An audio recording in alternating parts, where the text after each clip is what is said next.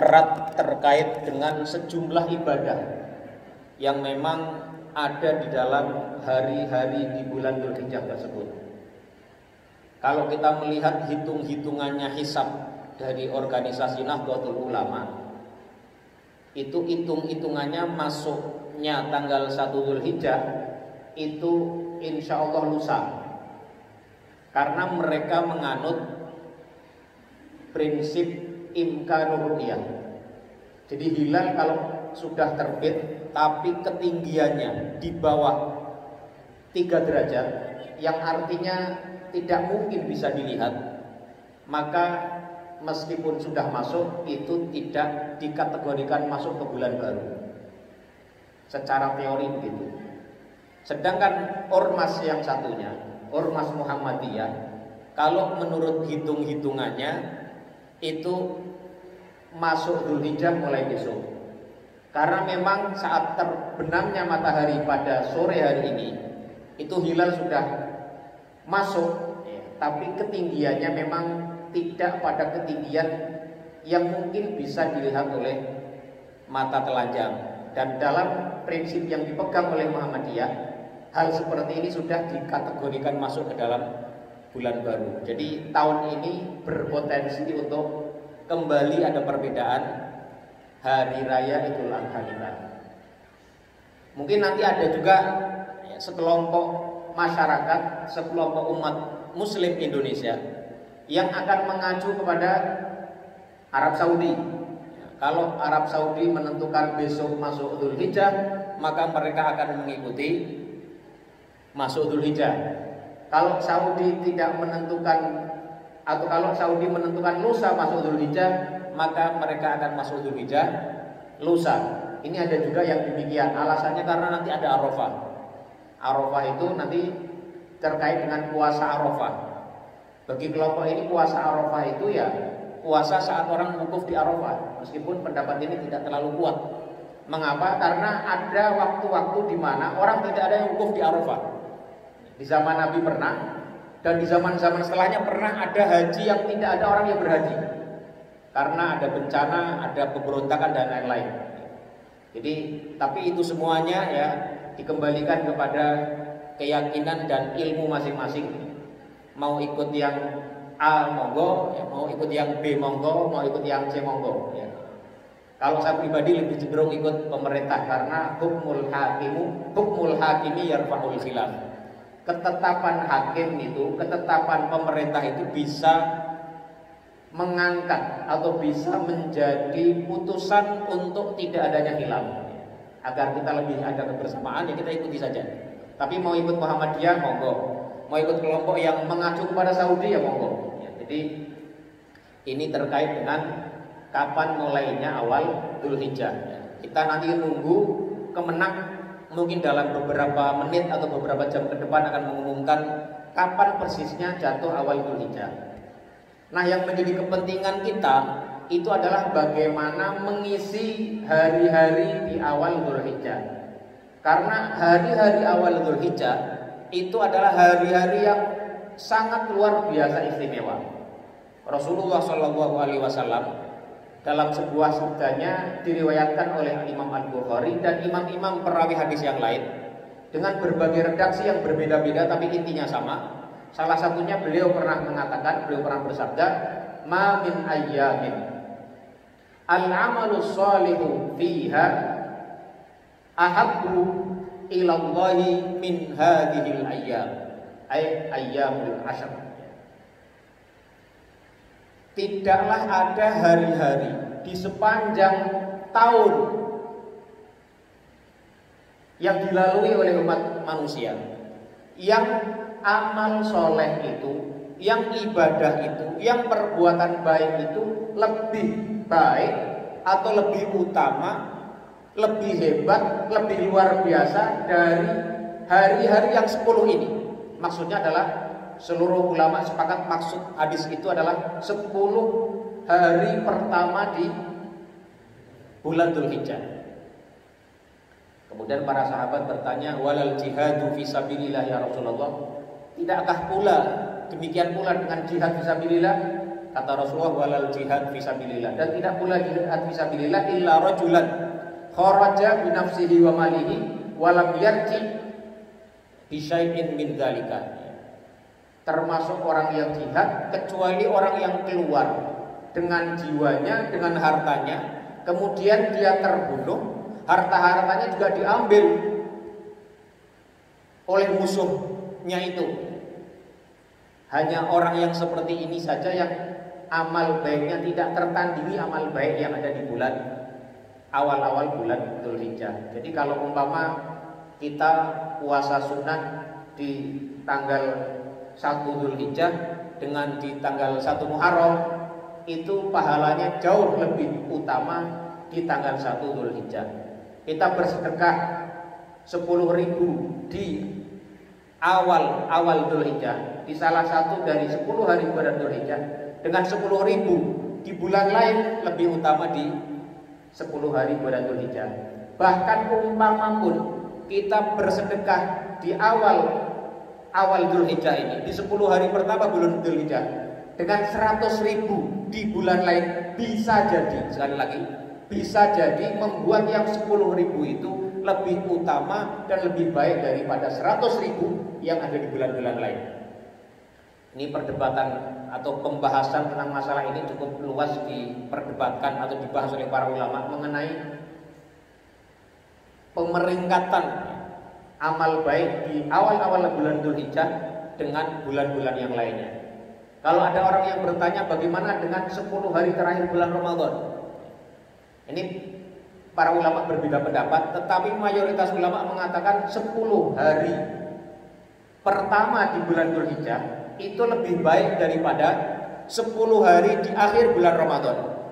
Tapi kalau pertanyaannya 10 malam Dzulhijjah dibanding 10 malam di akhir Ramadan, itu para ulama kebanyakan mengatakan 10 malam yang terakhir di bulan Ramadan lebih baik daripada 10 malam yang terakhir, yang 10 malam dari 10 pertama di bulan Dzulhijjah, karena ada Lailatul Qadar di salah satu malam-malam di bulan Ramadan. Jadi karena itu saya mengajak kepada diri saya pribadi dan jamaah sekalian, mari kita gunakan 10 hari pertama di bulan Dzulhijjah ini dengan memaksimalkan, mengoptimalkan kemampuan ibadah kita di segala lini manapun yang kita mampu.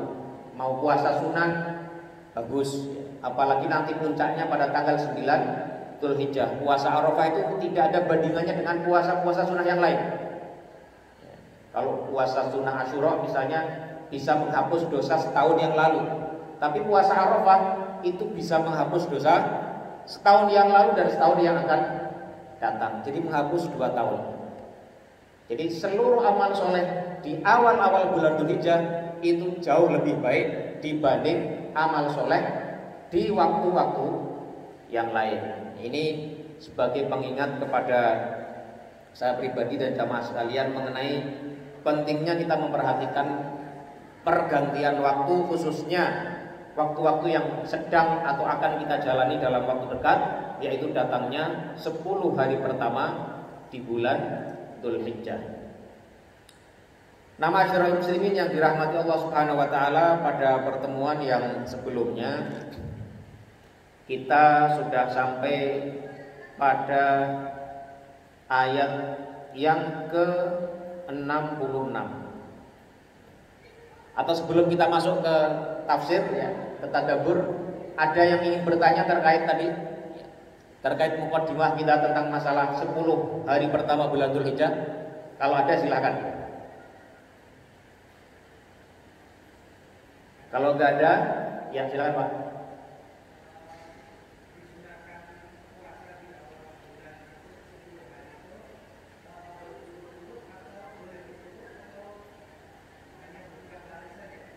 Ya. Jadi puasa sunnah di 10 hari pertama bulan Ramadan tentu dikecualikan darinya adalah pada tanggal 10, karena ada hadis lain yang mengkhususkan dilarangnya puasa pada hari raya. Kalau kita mampu bisa 9 hari berturut-turut bagus. Kalau tidak, mampunya tanggal 1, kemudian tanggal 7, tanggal 8, tanggal 9, ya tidak apa-apa, namanya juga sunnah.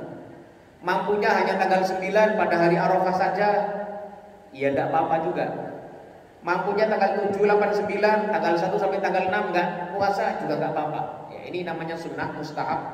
Semampu kita laksanakan, kita laksanakan, maka itu lebih baik bagi kita. Nah, mengenai riwayat tentang puasanya Nabi, ada beberapa riwayat yang berbeda-beda. Kalau dalam Sahih Muslim itu ada riwayat dari Aisyah radhiyallahu anha. Itu beliau pernah mengatakan bahwa Rasulullah tidak pernah berpuasa di 10 hari di awal bulan Dzulhijjah. Dalam arti puasa yang sifatnya seluruhnya 1 sampai 9. Tapi ada riwayat lain dari Hafsah, meskipun hadisnya derajatnya lebih rendah, yang mengatakan Rasulullah itu berpuasa pada awal-awal bulan Dzulhijjah. Nah, ini para ulama ada beberapa metode dalam menentukan mana yang lebih sah. Ada yang mengatakan begini, kalau Sayyidah Hafsah dengan Aisyah berbeda pendapat, ini dua-duanya istri Nabi. Yang satu Hafsah itu bintu Umar bin Khattab, salah satu istri baginda Nabi. Yang satu Aisyah binti Abi Bakar, juga salah satu istri Nabi. Dua-duanya ini tentu membersamai Nabi sepanjang hayat beliau. Kalau dua Ummul Mukminin ini berbeda pendapat, yang satu menegasikan satu hal, yang satu menetapkan atau mengafirmasi satu hal, maka para ulama lebih memilih yang mengafirmasi. Karena yang menegasikan itu belum tentu bukan karena memang mengetahui Nabi tidak melakukannya, tapi dia tidak tahu Nabi melakukannya. Bisa dipahami Pak ya? Jadi kalau dua Ummul Mukminin ini berbeda pendapat, ini dibahas oleh Ibnu Rajab Al-Hambali dalam kitabnya Lataiful Ma'arif yang membahas bab bulan Dzulhijjah. Itu dijelaskan seperti salah satu cara metode untuk menetapkan seperti itu. Jadi riwayat dari Hafsah meskipun hadisnya derajatnya lebih lemah dibanding Aisyah, Hafsah menetapkan Nabi itu berpuasa pada awal-awal bulan Dzulhijjah, sementara riwayat Aisyah mengatakan tidak. Nah, yang seperti ini itu yang menetapkan atau yang mengafirmasi adanya satu perilaku yang dilakukan Rasulullah itu lebih diambil hukumnya dibanding yang menegasikan. Karena yang menegasikan itu belum tentu dia menegasikan karena meyakini tidak melakukan itu, tapi mungkin karena dia tidak tahu bahwa Nabi melakukan itu. Itu ya. Ada yang mengambil jalan tengah lain, metode lain, bahwasanya mengatakan perbedaan ini timbul karena Nabi tidak berpuasa secara penuh. Ya, dari 1 sampai tanggal 9 itu Nabi tidak berpuasa secara penuh. Makanya satu istri beliau mengatakan Nabi tidak berpuasa. Yang satu sisi lain, istri Nabi yang lain mengatakan Nabi berpuasa pada hari-hari awal Dzulhijjah. Tapi kalau dikembalikan kepada hadis-hadis yang umum tadi, yang menganjurkan, yang menyatakan bahwasanya amal perbuatan baik tidak ada yang lebih baik dilakukan selain pada 10 pertama bulan Dzulhijjah, maka ini bisa dipahami seluruh amal soleh apapun yang bisa kita lakukan itu memiliki nilai keutamaan yang lebih tinggi dibanding pada hari-hari yang lain. Ya, jadi mau puasa tanggal 1 sampai tanggal 9 full boleh. Ya. Mau tanggal 1, tanggal 3, tanggal 5, tanggal 7, tanggal 9 boleh. Atau kalau hari libur karena di rumah nggak puasa, kalau hari kerja puasa itu juga boleh. Jadi terbuka ya, mana saja yang dipilih silakan. Ya, ada yang lain? Ya.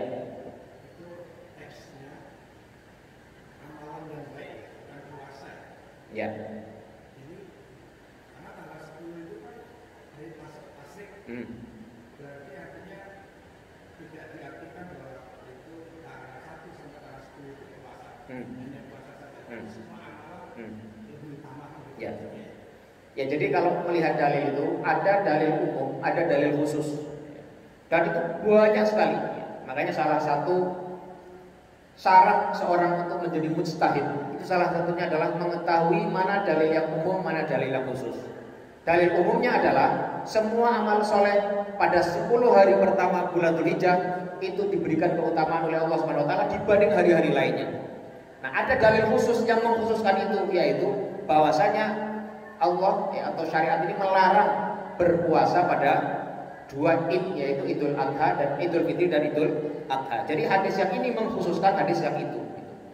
Jadi mengenai berpuasa dianjurkan pada awal-awal Dzulhijjah, itu setahu saya tidak ada yang memperdebatkan. Hampir semua ulama mengatakan dianjurkan. Mengenai tanggal 10-nya mengapa tidak masuk? Karena itu dikecualikan oleh dalil yang lain, yaitu yang melarang tidak bolehnya berpuasa pada hari pertama Syawal, yaitu hari Idul Fitri, dan hari Idul Adha plus 3 hari setelahnya, yaitu Ayyamut Tasyrik. Itu ya, jelas ya. Ada yang lain? Ya, kalau nggak ada kita lanjut. Isa berapa menit lagi? Hah? Setengah jam ya. Ya, a'udzubillahi minasyaitonirrajim. Ini Mbak Musaf ini. Jadi kalau bapak-bapak ini bawa musaf ini berguna nggak kira-kira? Ya, kalau nggak bawa musaf bisa lihat gadgetnya ya. Maksudnya kita menganjurkan membuka mushaf itu agar kita sama-sama membaca, sama-sama membaca artinya juga.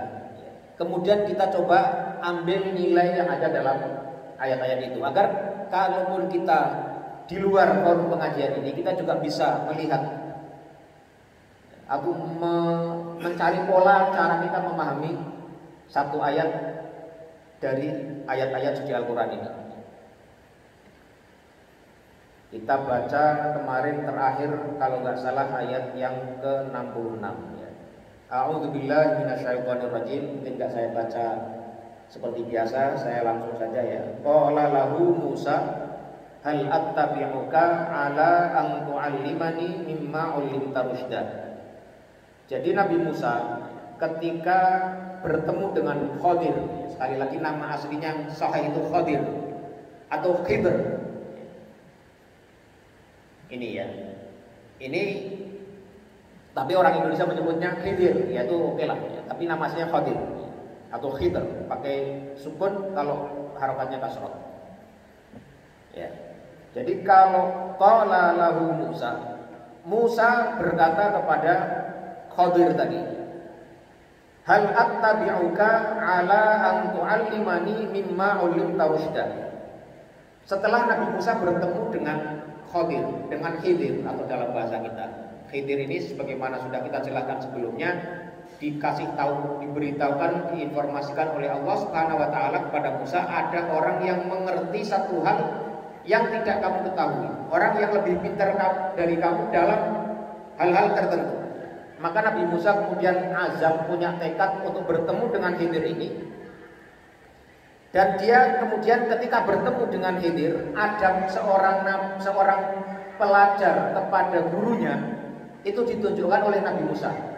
Nabi Musa ini padahal secara umum derajatnya lebih mulia dibanding Khadir, dibanding Nabi Khidir. Kalau kita mau menyebut Khidir itu Nabi, sekali lagi para ulama berbeda pendapat apakah Khidir itu Nabi atau hanya seorang wali. Katakanlah yang rajih adalah Nabi. Nabi Musa itu adalah Nabi yang lebih mulia, manusia yang lebih mulia daripada Nabi Khidir. Tapi saat beliau ingin belajar kepada Khadir atau kepada Khidir, beliau dengan sopan minta izin kepada beliau. Qala, Nabi Musa berkata lahu kepada Khidir, Musa mengatakan hal attabi'uka ala an tu'allimani. Bolehkah aku mengikutimu wahai Khidir ala an tu'allimani, agar engkau mengajarkan kepadaku mimma ulimta rusyda, yaitu dari apa-apa yang telah diajarkan kepadamu rusyda sebagai petunjuk. Jadi ini Nabi Musa ketika menyatakan hasratnya ingin belajar kepada Khidir, dia mengatakan dengan sopan, dengan hal attabi'uka, bolehkah aku mengikutimu wahai Khidir. Tujuannya apa? Tujuannya untuk agar engkau mengajarkan kepadaku dari apa-apa yang telah diajarkan oleh Allah kepadamu rusydan sebagai petunjuk. Ini sekali lagi menegaskan betapa mencari ilmu tujuannya adalah untuk mencari petunjuk, sesuatu yang bisa membimbing kita. Rusyd itu petunjuk, sesuatu yang bisa membimbing jalan kita, yang bisa menunjukkan jalan kita, bukan hanya sebagai pengetahuan belaka, bukan hanya sebagai kenikmatan intelektualitas saja, tapi sebisa mungkin ilmu yang bermanfaat yang bisa membimbing kita menuju jalan yang benar, jalan kebaikan. Ini konsep mencari ilmu seperti itu. Niatnya adalah mencari ilmu untuk menambah ilmu agar bisa lebih terbimbing kepada jalan yang benar, terbimbing jalan kebaikan ini. Qala innaka lan tastati'a ma'iya sabra. Wahai Musa, kata Khidir, innaka sesungguhnya kamu lan tastati'a ma'iya sabra. Kamu tidak akan sanggup ikut bersamaku sabra, tidak akan sanggup memikul rasa sabar dalam hal ikut bersamaku untuk belajar kepadaku. Ini didasarkan kepada pengetahuan Nabi Khidir atas profil Nabi Musa. Jadi Khidir karena dia tahu profil Nabi Musa seperti apa, dia meyakini bahwa engkau Musa tidak akan mampu bersabar untuk bersamaku. Tapi menurut pendapat yang lain, ada yang mengatakan bahwa kalimat ini itu bisa saja menjadi ungkapan untuk memacu dan memicu semangat Nabi Musa. Jadi kalau kita ada seseorang baru main tenis meja misalnya, terus melawan kita biar dia semangat, dia kasih tahu dia, kamu paling nggak bisa menang sama saya, gitu. Misalnya begitu. Itu yang dikatain seperti itu pasti semangat. Saya harus mengalahkan dia. Itu. Jadi kalimat ini itu bisa jadi diungkapkan oleh Khidir sebagai ekspresi dari pengetahuan Khidir atas profil Nabi Musa yang tidak akan mungkin sabar mengikutinya, karena memang latar belakang ilmu keduanya berbeda, tapi bisa jadi menjadi cara Nabi Khidir memotivasi semangat Nabi Musa. Jadi seorang guru itu punya seyogyanya, punya kemampuan, punya cara memotivasi muridnya, salah satunya dengan menantang itu, memberikan challenge. Kamu paling nggak bisa. Jadi karena ditantang seperti itu, karena Nabi Khidir tahu Nabi Musa adalah seorang yang ulul azm, punya azimah, punya tekad yang kuat, Nabi Musa justru tambah semangat. Ini bisa dimaknai dua pemahaman ini. Wa kaifa tasbiru ala ma lam tuhit bihi khubra. Dan bagaimana mungkin engkau wahai Musa bisa sabar ala ma lam tuhit bihi khubra, atas sesuatu yang engkau belum memiliki pengetahuan yang cukup tentangnya. Jadi salah satu sebab yang membuat orang tidak sabar itu adalah karena keterbatasan pengetahuan seseorang atas hakikat sesuatu yang dia tidak sabari itu. Kita tertimpa musibah, itu nggak sabar karena kita tidak tahu hakikat musibah itu seperti apa. Kalau kita tahu hakikatnya, itu akan menolong kita untuk mudah sabar. Misalnya kita tiba-tiba kecelakaan, ketabrak motor, luka-luka. Karena kita nggak tahu hakikat musibah itu, kita nggak sabar, mengeluh, mengadu, mengumpat-umpat. Tapi kalau paham hakikat musibah itu, bahwa semua kita sudah hati-hati, semua ditakdirkan oleh Allah Subhanahu wa taala, bahwasanya musibah yang mengenai kita itu akan mengurangi dosa kita, bisa meninggikan derajat kita. Kalau kita tahu hakikat itu, maka itu akan membuat kita bisa bersabar. Itu bisa membuat kita untuk menerima musibah itu, ujian itu sebagaimana mestinya. Nah, di sini Nabi Khidir mengatakan kepada Musa, kamu itu tidak akan sabar karena kamu belum tahu, belum punya pengetahuan yang cukup tentang apa yang akan kamu dapati bersamaku itu. Ya, sekali lagi ini menunjukkan betapa kesabaran itu biasanya, lazimnya hanya bisa dicapai atau dimudahkan untuk mencapai kesabaran itu kalau kita tahu betul atas sesuatu yang kita temui itu. Kita misalnya dikasih Allah istri yang suka ngomel-ngomel misalnya. Ini misal aja, misal. Apa? Pengalaman siapa? Umpamanya. Kalau kita paham hakikatnya, kalau kita sabar seperti itu, ini bagian dari cara Allah mengurangi dosa kita, meninggikan derajat kita. Itu kita ya akan sabar. Oh, ini bagian dari cara Allah menguji saya misalnya. Makanya kalau kita baca kitab Ihya kalau nggak salah itu ada penjelasan yang menarik. Katanya itu ada seorang mukmin itu yang diangkat jadi wali Allah Subhanahu wa taala karena kesabaran dia menghadapi istrinya. Jadi ada seorang wali yang dia itu jadi wali yang itu hanya dikarenakan betapa dia sangat bersabar sekali menghadapi istrinya yang tidak membuat dia bahagia lah kira-kira gitu. Ya ngomel-ngomel, dia mungkin apalah macam-macam.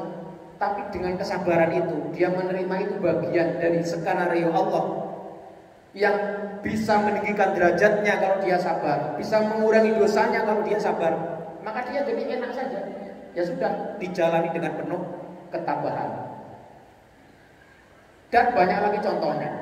Jadi sekali lagi ini sangat penting sekali masalah ini ya, masalah kalau kita tahu hakikat sesuatu, maka itu akan membuat kita mudah bisa menerima hal itu dan bersabar atasnya. Ini. Wa kaifa tasbiru ala ma lam tuhid bihi khubra. Bagaimana mungkin kamu Musa bersabar untuk bisa bersamaku sedangkan kamu ya belum tahu persis, belum cukup pengetahuan tentang apa yang akan kamu temui bersamaku. Ini. Ada yang ingin bertanya atau menyampaikan pendapat atau menyampaikan pengalaman pribadi, silakan Pak. Semoga bukan pengalaman pribadi.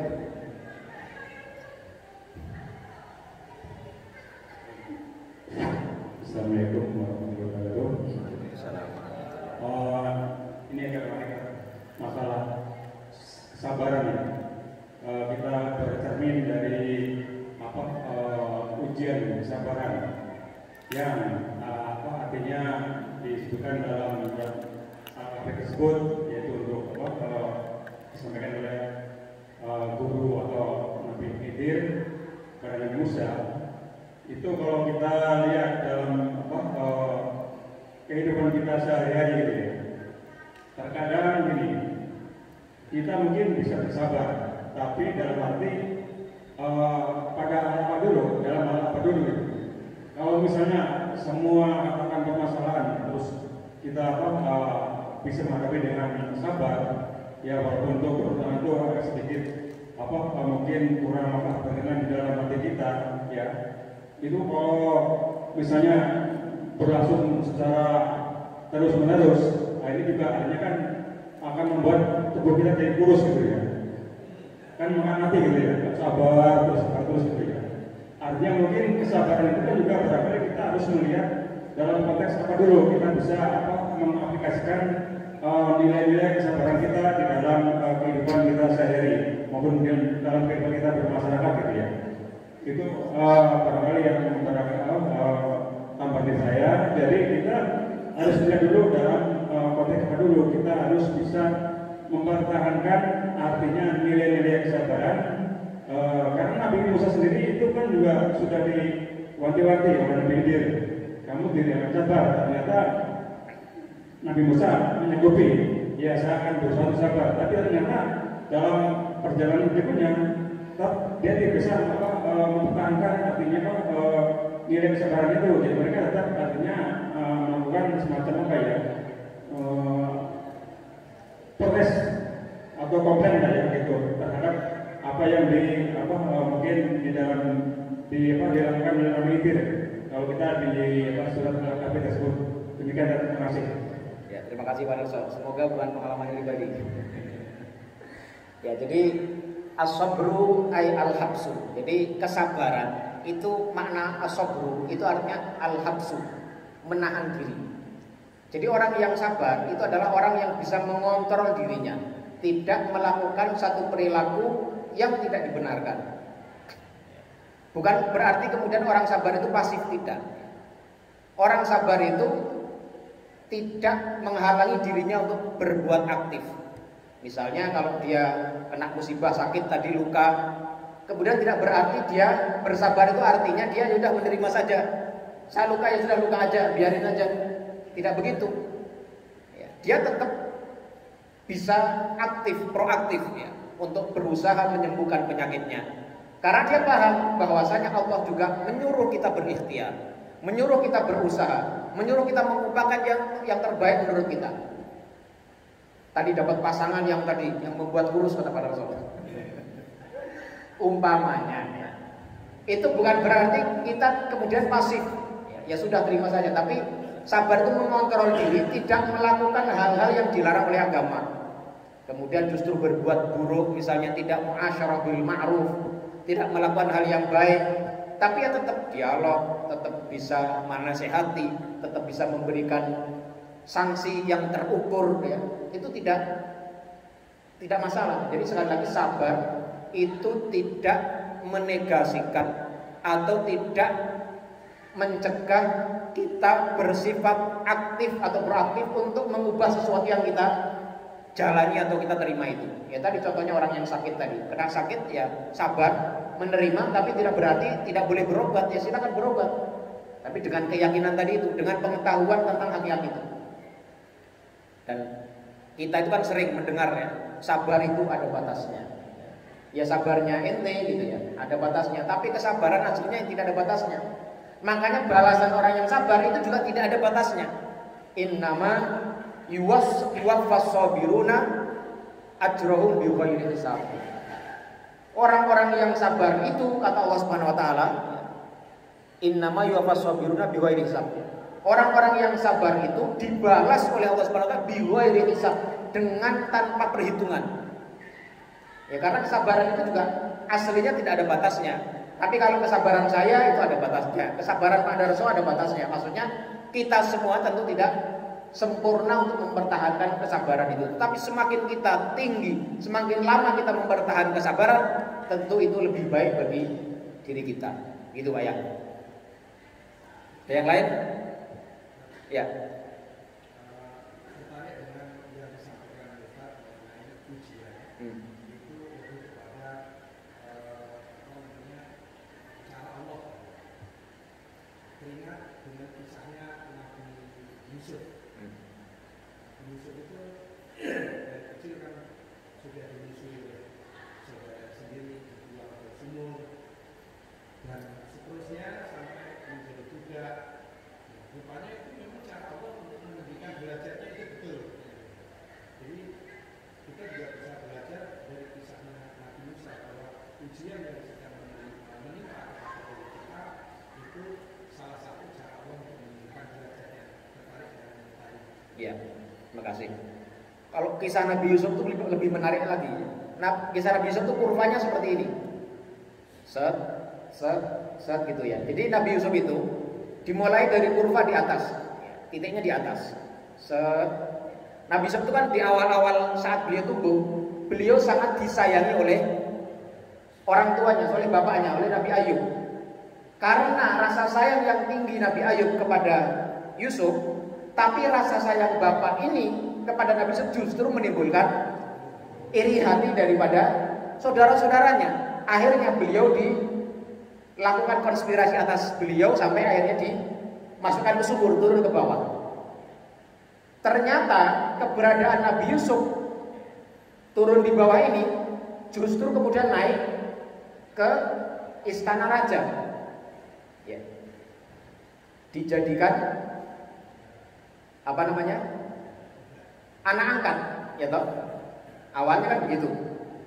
Berada di istana, ternyata yang bagi persepsi kebanyakan itu baik, ternyata membuat beliau jatuh ke penjara. Yang menurut pandangan umum itu buruk. Tapi ternyata dari penjara itu pula yang menurut kebanyakan orang itu buruk, dari situ beliau naik jadi pejabat.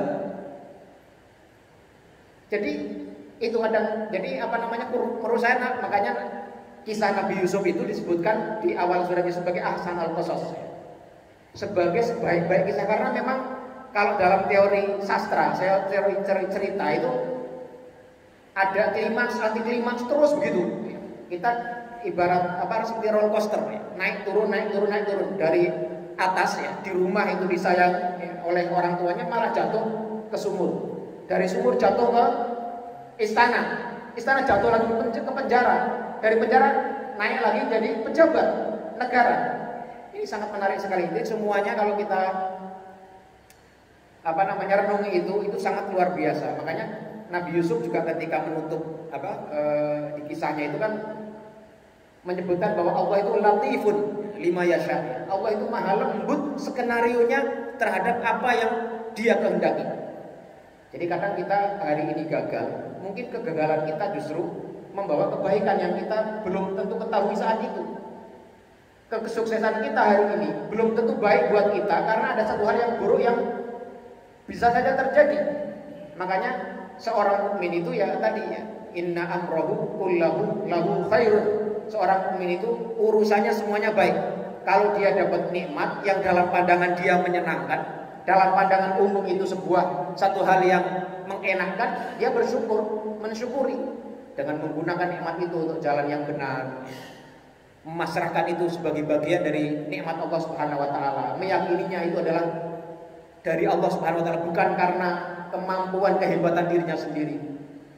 Wa idza asabahu dharra sabara, kalau dia dapat yang enggak enak tadi, dia bersabar karena tahu itu bagian dari skenario Allah Subhanahu wa taala. Jadi ini memang menarik sekali, ya, menarik sekali. Wallahu a'lam bishawab.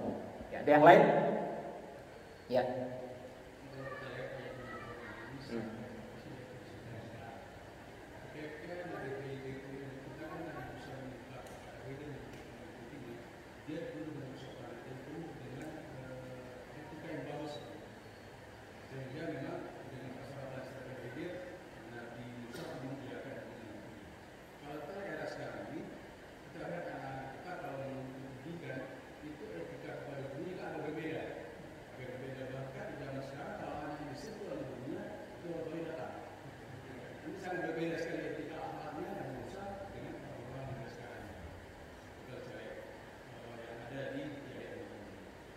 Ya betul ya. Banyak sekali penjelasan para ulama yang mengaitkan ayat yang ke-66 ini sebagai bentuk adab seorang murid kepada gurunya, adab seorang pelajar kepada orang yang mengajarinya, adab seorang murid kepada mursyidnya, dan seterusnya. Jadi memang perlu ada etika yang baik untuk ditanamkan kepada diri kita maupun anak-anak kita, bagaimana cara kita atau anak-anak kita menghormati kepada gurunya. Seperti Nabi Musa jelas sekali. Para ulama semua sepakat Nabi Musa jelas lebih mulia daripada Nabi Khidir. Tapi giliran Nabi Musa mau belajar kepada Khidir, beliau dengan sopan, hal attabi'uka. Ini ya. Bolehkah aku mengikutimu? Ala an tu'allimani mimma ullimta rusydan. Jadi sekali lagi ayat yang ke-66 ini memberikan nilai salah satu, yang pertama adalah etika seorang murid kepada gurunya, yang kedua tujuan mencari ilmu adalah rusyad, ya, mencari sesuatu yang bisa membimbing seseorang kepada kebenaran atau kebaikan. Oke, kita lanjut ya. Wa kaifa tasbiru ala ma lam tuhid bihi khubrai. 68 sudah. 69 yang ke-69, qala satajiduni insyaallahu sabira wala a'si laka amra. Maka Nabi Musa itu mengatakan, satajiduni insyaallahu sabira. Engkau akan mendapatiku wahai Khidir insyaallahu sabira. Insyaallah adalah aku sebagai orang yang bisa bersabar, orang yang sabar. Ini menunjukkan tekad yang kuat daripada Nabi Musa ketika beliau ingin mencari ilmu. Khidir itu mensyaratkan kepada Nabi Musa untuk bersabar. Maka Nabi Musa ya, dengan tekadnya yang kuat, dia mengatakan, saya sanggup untuk menjadi orang yang sabar belajar kepadamu. Tapi beliau tidak melupakan itu dengan melupakan kalimat insya Allah. Ini jadi adab seseorang ketika berjanji kepada orang lain, berjanji untuk melaksanakan satu hal yang terjadi di masa mendatang, maka dianjurkan dia mengucapkan insya Allah. Ini sudah pernah kita bahas kalau nggak salah di beberapa ayat yang sebelumnya ya, tentang insya Allah, tentang dua orang pemilik kebun itu ya. Dua orang sahabat yang salah satunya adalah pemilik dua kebun itu ya. Jadi Nabi Musa ya, karena tekadnya dalam mencari ilmu, beliau mengatakan sanggup ya, saya sanggup bersabar insya Allah. Ini menunjukkan tingkat tekadnya Nabi Musa dalam keinginan beliau untuk belajar kepada Nabi Khidir. Ini juga sebagian ulama juga ada yang mengambil kesimpulan bolehnya musyawarah, menentukan syarat-syarat dalam proses belajar mengajar. Misalnya ada seorang guru menyarankan, kamu boleh belajar sama saya, tapi kamu nggak boleh pulang sebelum khatam kitab ini misalnya, atau sebelum setengah tahun, atau sebelum 1 tahun, itu dibolehkan. Itu bagian dari bentuk kedisiplinan yang ingin diterapkan guru kepada muridnya. Ini. Dan di sini Nabi Musa alaihissalam sekali lagi mengatakan, engkau akan dapati aku wahai Khidir, insyaallahu sabiro. Insyaallah akan menjadi orang yang sabar. Wala aqsi laka amro, dan aku tidak akan menantangmu dalam urusan apapun. Ini yang menarik adalah kata insya Allah ini masuk dalam kalimat sabar, tapi tidak masuk dalam wala aksi laka amro. Ini mengapa? Insya Allah aku akan menjadi orang yang sabar, tapi di wala aksi laka amro itu tidak ada insya Allahnya. Itu karena kesabaran itu adalah sesuatu yang ada dalam diri, yang mungkin tidak secara 100% bisa dikontrol oleh seseorang. Jadi Nabi Musa tidak yakin betul dirinya bisa sabar atau tidak. Makanya ditaklid dengan kalimat insya Allah, karena mungkin saja dia tidak sabar, karena kesabaran itu bisa jadi di luar kontrol dia. Kita bisa bertekad mau sabar, tapi kadang-kadang dalam satu situasi tertentu, dalam kondisi tertentu kita kehilangan kontrol atas kesabaran kita. Tapi ketika beliau berjanji, berkomitmen untuk tidak menentang Nabi Khidir atau tidak menentang Khadir, ya, beliau tidak mengatakan insya Allah wala aksi laka amro. Karena apa? Karena tidak menentang itu adalah satu tindakan yang betul-betul di bawah kontrol kita. Jadi kesabaran itu adanya dalam hati. Karena dia dalam hati, itu sangat mungkin tidak terkontrol. Ya, sama dengan cinta, marah, ya, rindu, itu kadang-kadang tidak bisa kita kontrol. Tetapi kalau perilaku yang zahir, aku tidak akan menentangmu, itu adalah sesuatu yang secara umum sangat bisa berada di bawah kontrol seorang manusia. Makanya satajiduni insyaallahu sabiro. Engkau akan mendapatiku sebagai orang yang sabar insyaallah, wala aksilaka amro, dan aku tidak akan menentangmu dalam urusan apapun. Jadi ini yang membedakan mengapa kata insya Allah masuk dalam kata sobiro, tetapi tidak dimasukkan dalam wala aksi laka amro. Wallahu a'lam bishawab. Silakan kalau ada yang ingin menambahkan atau bertanya sebelum kita tutup.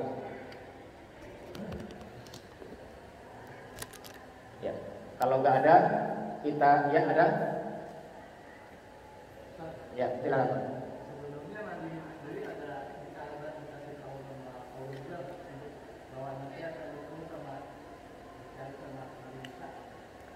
Itu tidak ada riwayatnya. Jadi kalau dalam hadis yang ada dalam Sahih Bukhari misalnya, itu justru ketika Nabi Musa bertemu pertama kali dengan Khidir, itu Musa mengucapkan salam. Kemudian Khidir seperti terkejut, dari mana datangnya orang yang bisa mengatakan salam seperti ini. Jadi seakan-akan terkejut bagaimana mungkin ada orang yang bisa mengucapkan salam, yang salam itu adalah menjadi identitas orang-orang yang mendapatkan wahyu dari Allah Subhanahu wa taala. Tapi mengenai apakah Khidir itu diberitahu oleh Allah atau tidak akan datangnya Nabi Musa, itu tidak disebutkan riwayatnya, wallahu a'lam bishawab. Tapi diberitahu atau tidak itu tidak ngaruh kepada pelajaran yang bisa kita ambil ya. Itu. Biasa ya. Oke, ada lagi? Kalau tidak ada, kita cukupkan sekian saja ya. Mudah-mudahan apa yang kita kaji pada malam hari ini ada manfaatnya, khususnya untuk saya pribadi dan jamaah sekalian. Aku qouli hadza wa astaghfirullah li wa lakum. Wa sallallahu ala nabiyyina Muhammadin wa ala alihi wa sallama tasliman katsira. Subhanakallahumma wa bihamdika asyhadu an la ilaha illa anta astaghfiruka wa atubu ilaik. Wassalamu alaikum warahmatullahi wabarakatuh.